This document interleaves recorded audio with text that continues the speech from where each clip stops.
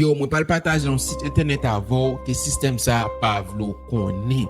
E li gratis paske m konen epi se gratis ayisyen yo pa ka pala. E m konen nou reme apren. So nou pou ale sou site internet sa ki se digitaldefine.com. Gande? digitaldefine.com. Ou pou ale sou site internet sa ki ba un paket kou gratis ti moun.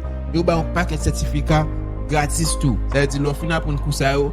Yo bon certificat gratis et kou sa se kou yo bay nan université de Harvard University, MIT, on paquet college, gros college ki bay e ben kou sa yo wap jen kou sou business and finance, marketing, computer, open real estate, so ale ti moun al profite site internet sa, ok? Pa bliye save video sa nan favorite kon sa pou ka toujou genyen et partage la vek on lot moun reme. So male, peace. Yo, mwen pal pataje yon site internet avon ke sistem sa pa vlo konen.